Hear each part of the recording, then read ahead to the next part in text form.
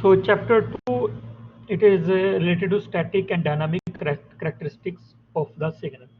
We already studied in the chapter 1 that there are many types of signals. Signals can be static, dynamic, and we will keep on studying them in detail and detail. Introduction. A measurement takes input quantity and transforms into output quantity. So this is the target of any measurement system. So that can be observed or recorded. Whatever output quantity we will record it, we will see, such as movement of a pointer on a dial indicator or magnitude of digital display. You know, around you, if you check the weight of any machine, weight of your weight, for example, your weight, body weight, you sometimes you have two types of reading. Sometimes scale is like this, and a pointer is there which moves. Where if you put some weight, it will take a new position. For example, it may come here, so new position. So you take notice your new value. Other ways are that rather than having this pointer type measurement system, you have digital measurement system. When you put your weight on it, it will show you value, for example, 78.6 kilogram. So in both ways you can get your answer. So you have this modern instruments, or you have old this dial indicator type instruments. If you go around market, whenever you purchase something, you will see people are using these two type of instruments.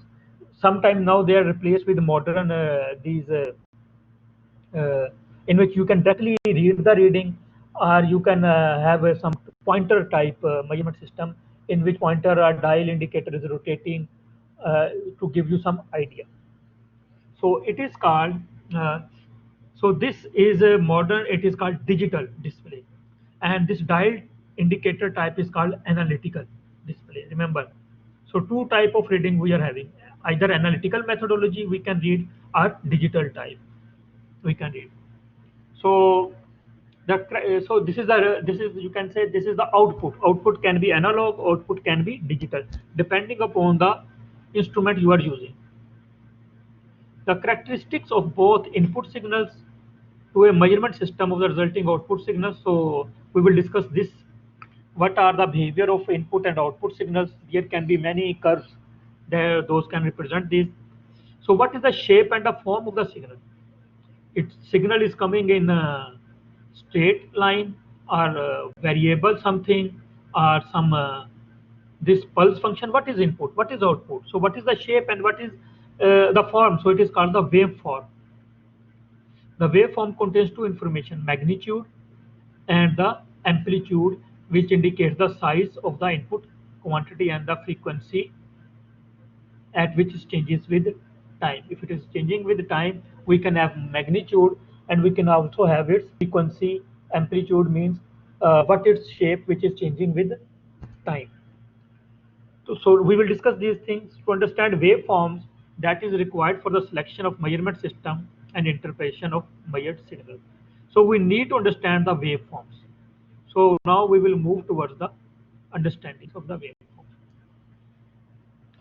But before going into detail, I will discuss something with you. The two important tasks that engineers face in measurement system: selecting a measurement system, selection, interpreting output from the measurement system. Definitely, we have selected some device, and then we will check its reading. Here, I will ask you one question.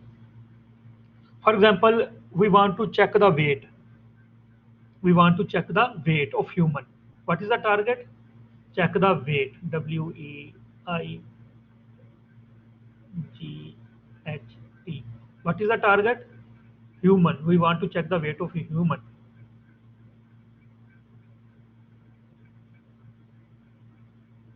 What you think? Whatever machine we have at home, weight machine, you know, you have all of you almost have weight machines at home to check your weight, and you can check your reading on some digital display here. Fine. The range is normally scale is given. Now tell me, can everybody same machine, always same machine to check the weight of everybody at home? Everybody. Give me the answer. What do you think? It is good idea to use this machine to check the weight of every single person, kid, old person, everybody. They can use this machine. Whatever answer. Yes. Al Walid Hamza say yes. Anybody? Yes. Okay. This machine, you can measure it from the weight, for example, 0 to 120 kilogram, okay? Or you can say 200 kilogram. Fine. And I know the scale is here is 0, the next reading is 1, next reading is 2 kilogram, 3, 4, 5. So 1 kilogram, I will make little bit more clear. For example, scale is something like this. When you check your weight, 1 kilo, 2 kilo, 1, 2, 3, 4. So you can measure either reading 1 kilogram, 2 kilogram. Tell me one thing. There is a new baby born at home. New baby born at home. Will you use this machine to check his weight? New baby, very new baby born at home. No. This is the answer. You are giving me the answer now. Now you know you have to select your measurement system because you know that the scale you are using here it give me 1, 2, 3. Newborn baby might be have 2.5 kilogram, and when he will grow, his weight will be grow 2.5 to 2.6, 2.7. Very careful. But his machine, it does not have that accuracy. It will give you answer 1, then it will give you answer 2, then it will give you answer 3. It does not know what is between 1 and 2. So it means the same thing which you want to use for one purpose should not be used for other purpose. You have to check. We will discuss it with more detail. So that's why when we check the weight of the baby, might be we will design a new machine. And we will say this machine will not measure from 1 to, for example, this machine can measure the weight from 1 to 200 kilogram. If I want to design this machine, I will say it can measure from 1 to only 10 kilogram, only 10. So now all the reading 1 kilogram, here it will become 0.1, next reading 0.2, third reading 0.3 kilogram. So dial this here it was giving me 3 kilogram. Here the same rotation of the dial indicator is giving me 0.3 kilogram because range is only from 1 to 10. So I can see more accurately. Now tell me one thing. The machine I am using for the kid, can I use for the adult at home? No, I cannot use. Its range is only 1 to 10 kilogram. So its purpose is not the same as you use for the adult weight. So please, whenever you select your instruments, be very careful what kind of instrument you will select and why. You need to know what is full scale reading and what is your target reading. If your instrument full scale reading is, for example, 0 to 1000 kilogram, don't use that instrument to measure only 4 kilogram. If you want to measure only 4 kilogram range, select an instrument which is have a range of 0 to 10 if available in the market. So be very careful when you select your instruments. For example, he says, I want to measure the pressure in the car tire and in the cycle tire. He says, the car tire, the pressure when you fill it, it is round about, for example, 275 kilopascal, 275 kilopascal, and the tire, the pressure measurement is round about, you can say 700 kilopascal. 700 kilopascal. So tire is more pressurized than cycle tire is more pressurized than car tire. So instrument which you select to measure this might be not a good choice for this one because its ranges are higher ranges and it has relatively lower ranges. So whatever gauge you are using for car tire, cycle tire might be it is not fit for to use it for a this tire. Similarly, whatever gauge, mechanical gauge you are using for this tire, it is not suitable to use this one. Why? Because the full scale reading, the target's value of both are very different, just like we have discussed in the case of weight, to measure the weight machine of a kid, a newborn baby, and adult. So both machines should be different. So be very wise, be very careful which scale you want to use. Here is one thing. For example, I want to measure the length of a sofa. You have sofa at home to sit. Sofa at home to sit. I give you choice. Select your instrument. Either you can use vernier caliper, you can use micrometer, or you can use this simple scale, or you can use this tape. So four options I give you. One, two, this tape is three, and this scale is four. So to measure the length of sofa, which which option you will use?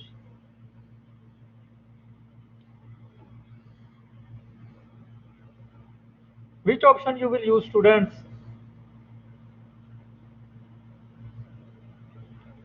To measure the length of sofa. Sofa is the place, is the chair where you sit at home. Tape and three. Both, yes, both are okay. Yes, because I know sofa is the length, have for example 4 5 feet. It is very small reading. It can also take very small precise reading. I can use them to measure the sofa also, but might be I have used it for 10 15 times. Accuracy and precision is not required. So good option can be either number 3 or number 4.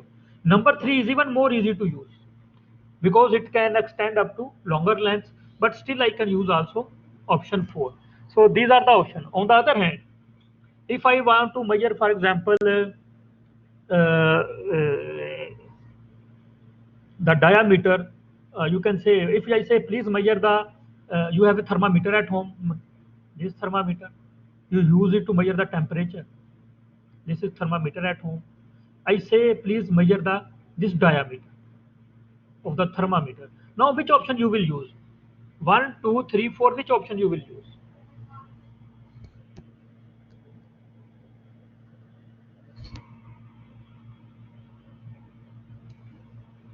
One. Madan says one. Anybody? Okay, nobody is interested. You are going to use both one and two. They are suitable for to measure this small measurements. So now you have understand that you have to select your instruments very carefully. You cannot use, if somebody says I want to measure the distance from my home to my friend home, might be you cannot use this linear measurement device. So you need to have some other methods, or you need to use proper tools. So now we are clear that we cannot use our instruments in one place and same instrument at other place. Now we will discuss one example, and we will see what technically problems are there. The accuracy of an instrument is the measure how close output reading of the instrument to the correct value. In the previous lectures, we have studied these two things, precision and accuracy.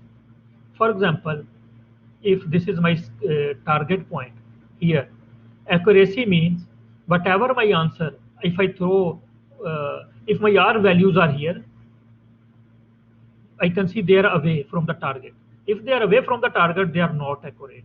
Accuracy requires reference value. What is precision? If all my values, those I measured, they are close to each other, yes, they are precise. But accuracy says you are away from the target value. So target is value is the required value. So in practice, it is more usual to quote in accuracy figure. He says, what is accuracy means? Accuracy inaccuracy is the opposite of accuracy. For example, uh, might be we can say if my answer is 90% okay, 90%. So it means there is a 10% inaccuracy. So we can talk in both way. Either we can say accuracy is 10% or inaccuracy is 10%. So he says you can make your choice to make this thing whether to make accuracy or talk it in terms of inaccuracy. Okay, so inaccuracy, the external extent to which reading can be wrong. Again, inaccuracy is the word. For example, if 90% is accurate, it means there is a problem of 10%. So, and it requires reference as a percentage of full scale reading. Full scale reading means, and we can say here, the full scale reading which was available of this instrument might be up to this point, might be this is 25 millimeter. So full scale reading. Whenever we will make this decision in terms of percentage, we will use full scale reading. For example, he says a pressure gauge is given to you and it is given its range is 0 to 10 bar. Very important. It is written on the bar. When you use to this gauge, please note it will give you measurement the range between 0 to 10 bar. You cannot check beyond 10 bar. So range is given. Full scale reading is given. He says, and inaccuracy is plus minus 1%. Inaccuracy is 1%. If the range is 10 bar, inaccuracy is 1% of full scale reading. We know what is full scale reading, 0 to 10. So 10 bar is the full scale reading. Then the maximum error expected is 0.1 bar. How? 10 is the full scale reading. Percentage error is 1. In terms of percentage error, rather we can say are 100. We know percentage means divided by 100. So when we do this, it means 0.1 bar. So whenever I will measure something using this, I should know there can be error of 0.1 bar in my answer. Inherent error. I will accept that whenever I'm going to measure it. So if the instrument reading is 1 bar, then expect error of 0.1 bar because it is definition. Whatever reading 0 to 10 bar you are going to measure this, there can be error of 0.1 bar. So this is first thing. He says, for example, you use this instrument which has reading capacity 0 to 10 bar and his error is 1%. 1% mean we have just discussed 0.1 bar. Now I measure a reading using same instrument and reading was just 1 bar. Just 1 bar. Very small reading I measured. So error is already there. You know what is 0.1 with respect to 1? 1 divided by 0.1 mean 10% error. 10%. 10% error. So 1 divided by 10 give me 0.1 into 100. You will get 10% error. Oh my God, this is a huge error. This is a huge. For the full scale reading for the 10, 1% will give you 0.1. Okay, you can expect 0.1. But when you measure only 1 bar, this 0.1 is 10% of this thing. 10% of this thing. 10%. So 0.1 bar becomes 10%. So please, is saying if you want to measure a small reading of 1 bar, don't use the same instrument, because if you are going to use the same instrument, the 0.1 reading will become equal to 10%. So 10% is a huge error. It is just a reference example I want to show you. So please says don't do this. Don't use same instrument. For this reason, it is important system designer rule that instruments are chosen carefully such that it is appropriate range. If you want to measure a 1 bar, might be select a reading a gauge which is available 0 to 2 bar full scale reading, or 0 to 3 bar, 0 to 5 bar. So choose a small scale measurement device rather than a big full scale reading device 0 to 10. So just like a kid, if you are measuring a small weight, don't select a machine that can measure a 200 kilogram of the newborn baby. So if you are going to measure a small pressures, don't use a gauge that can measure a large pressure, because 1% of a large scale will become a huge percentage increase in the small measurements, for example up to 10%, as we already discussed here. Thus, if we are measuring the pressure with expected value of 0 to 1 bar, so if my range is 0 to 1 bar, not 0 to 10 bar, please don't use a gauge that can measure 0 to 10 bar. So if my target is 0 to 1 bar, I will not use a gauge that can use a 0 to 10 bar. It will give me bad answers. So please use wisely your measurement devices.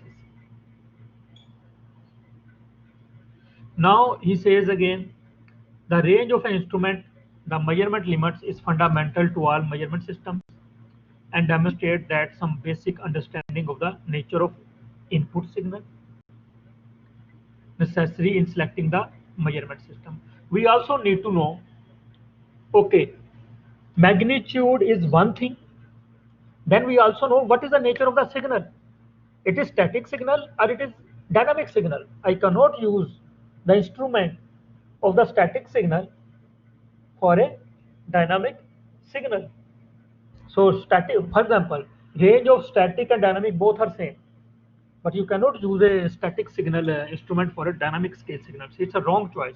So please, it is more difficult task to elevation of the output measurement when task is spatial behavior, means it's changing with time. For example, what you have discussed with that is a tire, car tire, for example. For the car tire, I can use a gauge, okay, because it can measure the pressure, okay, fine. But where is the pressure in the car again? Other than tire, there is an engine. In the engine, a piston is moving up and down, moving up and down. I want to measure the pressure here. Can I use same gauge here? I am asking the students, can I use the same gauge here? The gauge which I use for the tire. Can I use the same gauge to measure the pressure in the piston cylinder system? No, we cannot use. That's a good answer. Reason is that, what is the reason? Now write, okay, we cannot use. What is the reason we cannot use? What's happening in piston cylinder pressure? What's happening? This will make your answer much better. What's happening in piston cylinder pressure? Okay, different ranges. I am saying both have same range. Okay, I am saying the tire pressure range is 0 to 10. Okay, in the piston is also it is 0 to 10. So what is the difference? I cannot use the same pressure gauge.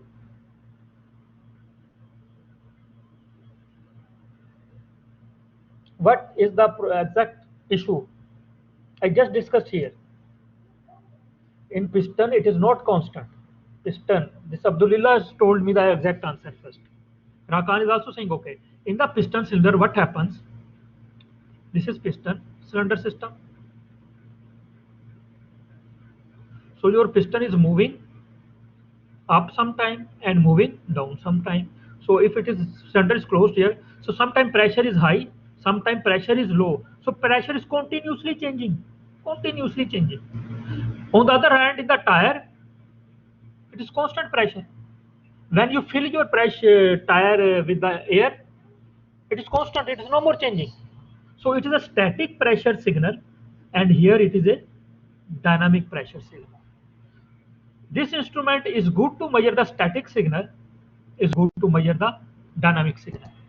You might be are not able to record the reading using this one. So it will be a bad choice to use this signal as a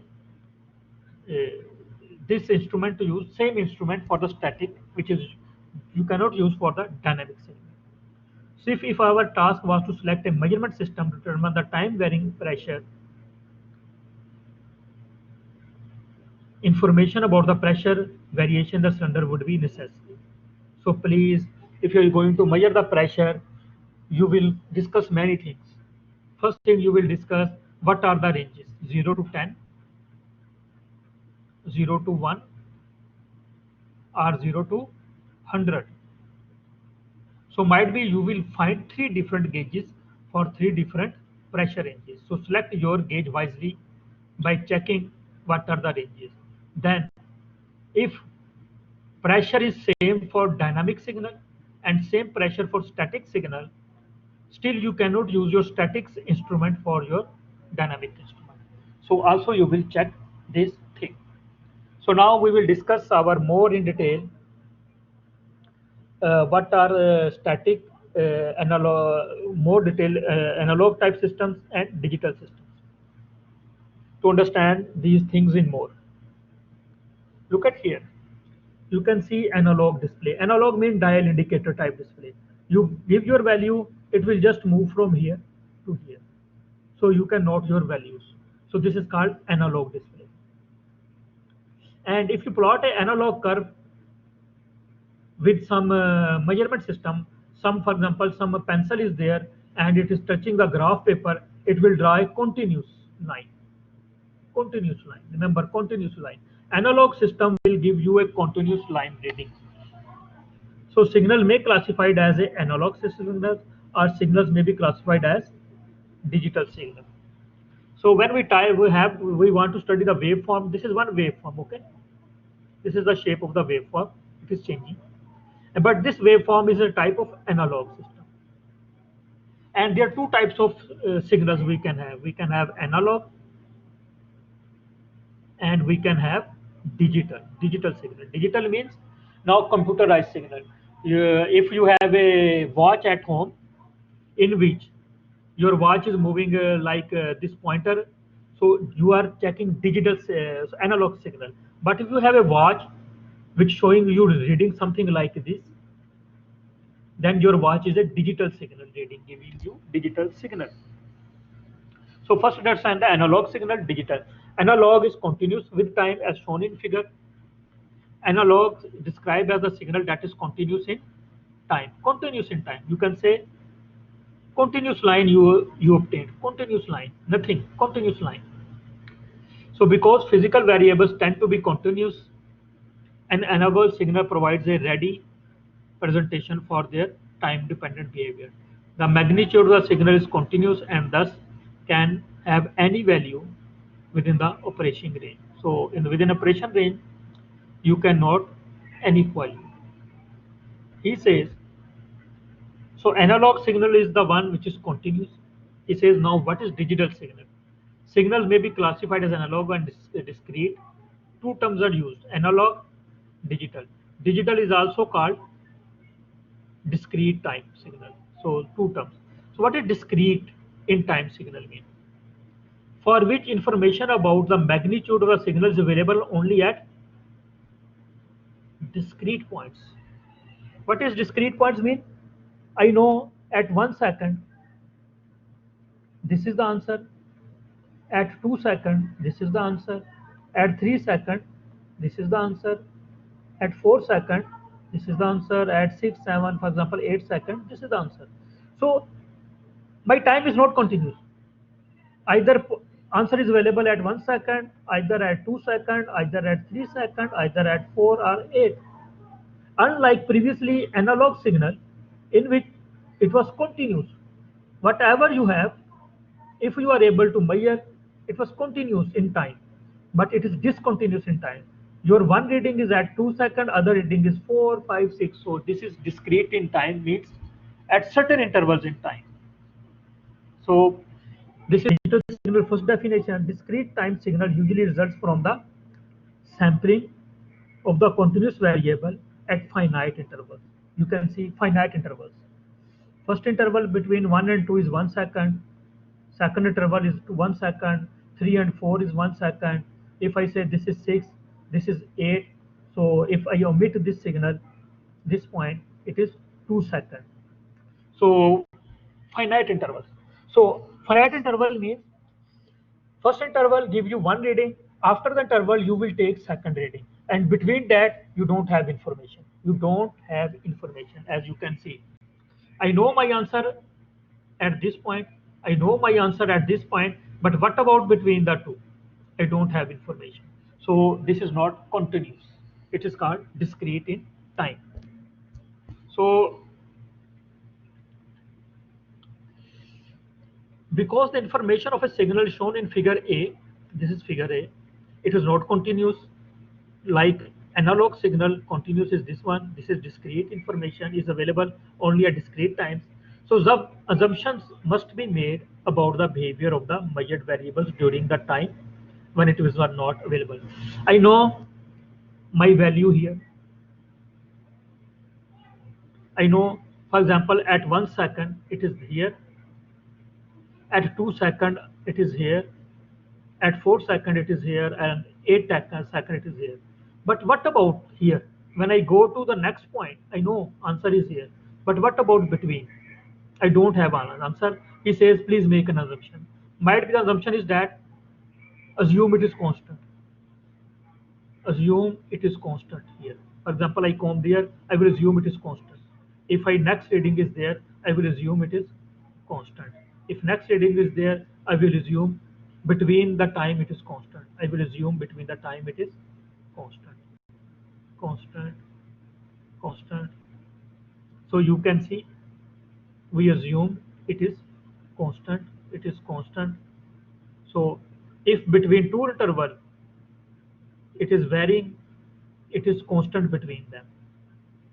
So this is the assumption we have to make. We have to make a strategy, this strategy that if signal is not continuous but signal is discrete, and I know value at 1 second, and I know my value at second, what is the value at 1.3 seconds, which is between the two. I don't have much option, so I will assume it is constant. Whatever is 1 to 2, I will assume it is constant. I will make some other assumption, but data is not available.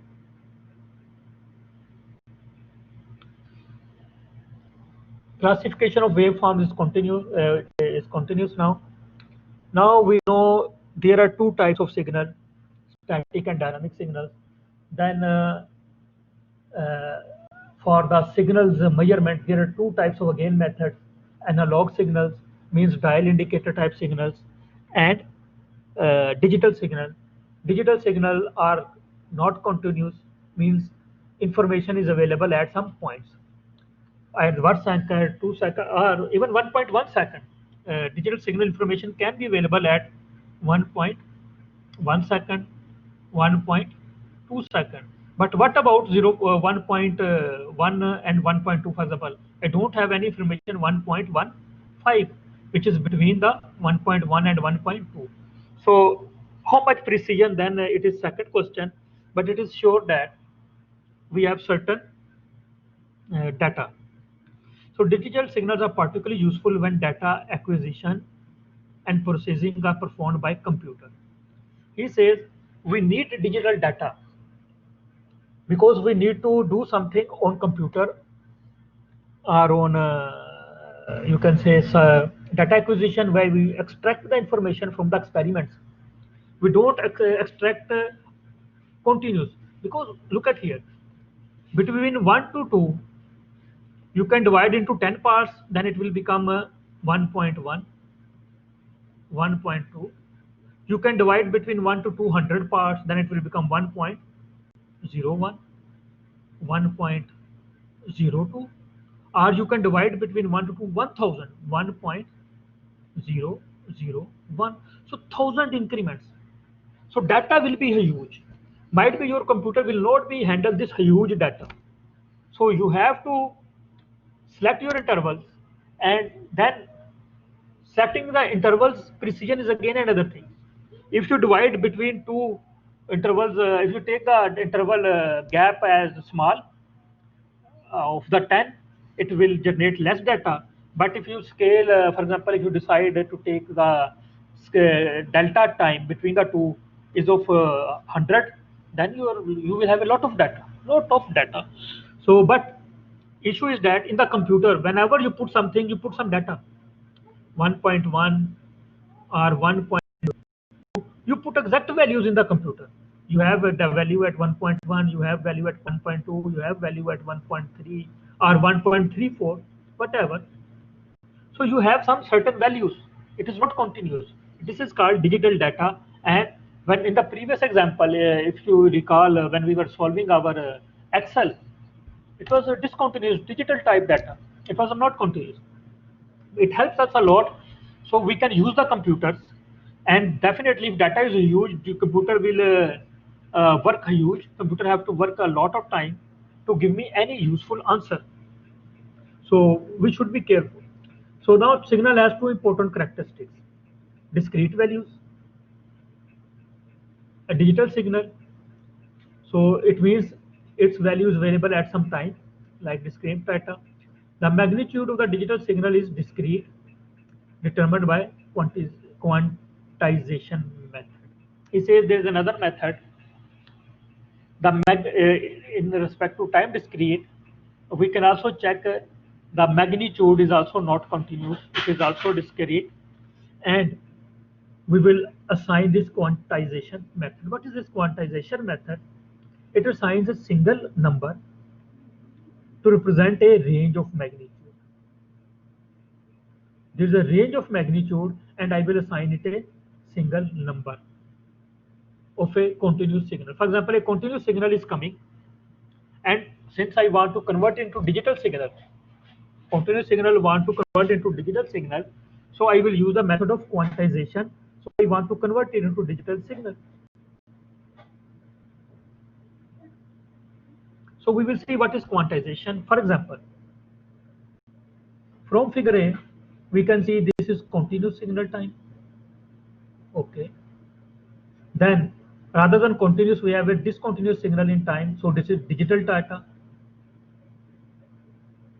digital points, discrete in time. Then what is quantization means? For example, this is point 1, point 2, 0.22, point 0.3, point 0.4, point 0.5, point 0.6.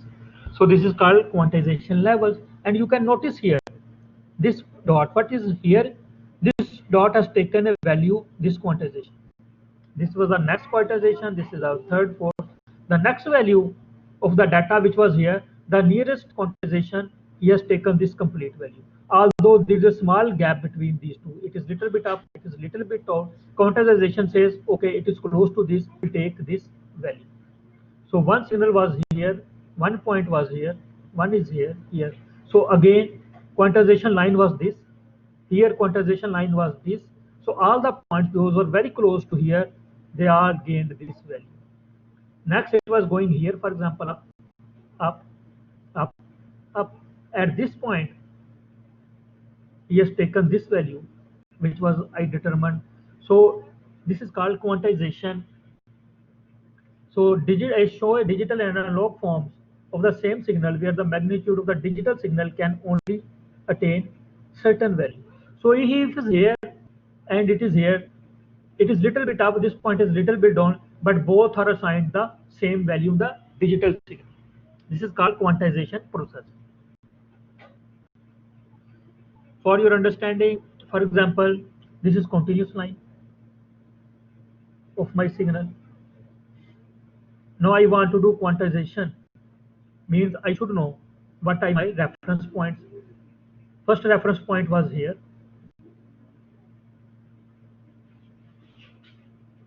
Second was here. Third was here.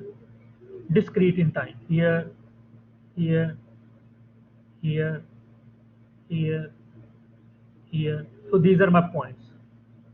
Now I want to quantization. So quantization, we have selected the interval from -1 to 0.5 to 0 to 0.5. So whatever values will come, we will draw here. For example, there is a value at 0. Okay, it is our level we have selected. So we will use first line here.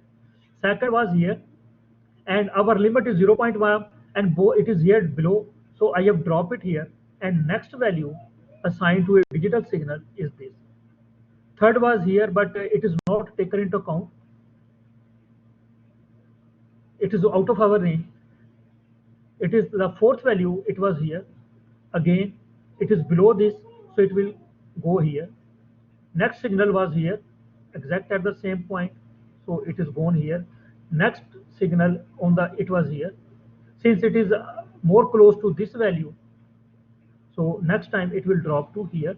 So now this value was included -1. So since it is more close here, it will again go down here.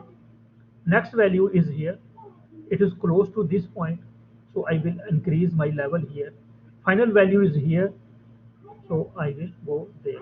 So now you have some idea. Quantization mean whatever your discrete points here, here, here. So it is dropped here, whatever the closest one. This is your quantization plan: 1, 2, 3, and this is the 4. So you will drop your values up to this point. This point it is same, so it dropped here. This point was here, it dropped here. It was again on the very close to the quantization point. It is still the same.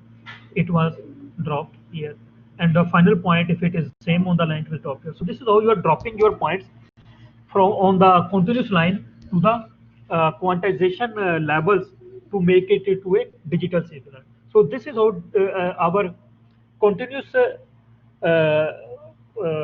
signal is converted into digital signal. So quantization is the technique used.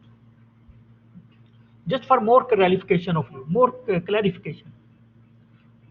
This is a continuous signal, green line. Continuous signal, analog signal. Then we want to convert it into digital signal. For example, at this time interval, then this is the value. At this time interval, this is the value. So these are my sampling points. This interval, this is the value. This interval, this is the value. So this interval, this is the value. So what is digital signal quantization? For this one, the quantization level is this. For this one, it is this. For this one, it was this, for example. So it will here, and it will remain constant as we have discussed. It will go up. The next point was down, it is went down. It will remain constant. So it will come here for the third point, then remain constant between that interval, remain constant. Then it will take the next value, again remain constant between the two. No information is available between the two. We already discussed. We will consider them constant. Next information was here. We will this. So you can see the quantization level. So we have make a continuous signal. We have converted to digital signal like this, this, this, this, this, this, this, this, this, this, this, this, this, this. So we can see this. So this is a digital signal is obtained from a analog signal. Just for more your clarification, just repetition, I can say there's two types of signal: continuous in time, discrete in time. So this is my magnitude is here, for example, and time is here. So signal can be continuous in time, discrete in time. If it is like this, continuous in time, and if it is like this, it is discrete in time.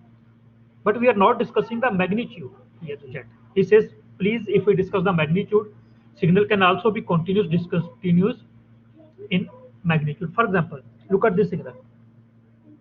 Everywhere it is continuous. So continuous in time as well, continuous in amplitude. Now here, discrete in amplitude, because you can see there is no gap here, no gap here. So it is continuous in time, but becoming discrete in amplitude, because its value should be this one ideally. But I have done quantization, so here suddenly drop here, suddenly drop here, up, suddenly drop here. So discrete in amplitude. Now second case, discrete in time, we can see information is here, information is here, information is here, information is here. So it is discrete in time, but continuous in amplitude, because increasing very continuous way, up. So final point, discrete in time, discrete in amplitude. Quantization, either you have this value, then this value, then this value, this. So this is, now I have a result which is not only discontinuous in time, it is also discontinuous in magnitude, and it is called pure digital signal. So you can have four conditions. Before closing today, for example, okay, continuous in time, discrete in time. Then what about magnitude? This case for magnitude, continuous, discontinuous, continuous, discontinuous. So we can have pure digital signal, we can have analog signal, or we can have a combination of both. This is another example to show you again. We have a signal analog, which is said continuous in magnitude, continuous in time. You can see no break, going up, down smoothly. So analog signal. Next signal is discrete in time but continuous in value. Discrete in time, you can see this value, answer this value. So time now is divided into something, but between these two, it is going up. It is no more constant. Okay, so it means it is continuous in time between the intervals. It is continuous in time between the intervals. So it is this discrete in time but continuous in value. Next signal, it is continuous in time but discrete in value. Between here to here, it is increasing like this way, but we have assumed it constant. Between this point, which is continuous in time, it was varying by this way, we assume constant. Between this, again we assume constant, although it was varying by this way. So it is continuous in time, discontinuous in value. Look at final. Both discrete in time, discrete. This value, this value, this value. So between this time and this time, values is assumed constant. Value is assumed constant. So now this is a pure digital signal, which is not only discontinuous in time, it is also discontinuous in magnitude, because magnitude is also assumed constant between 2 points, like this. This was continuous in time, discontinuous in magnitude. It was discontinuous in time but continuous in magnitude, and it is continuous in time and magnitude, which is pure analog, and it is pure digital signal, and it is mixture between the two. So this is further discussions, those are made on the basis of uh, digital and analog signal. So today we will stop here, we will finish here. We will discuss more about the signal next time.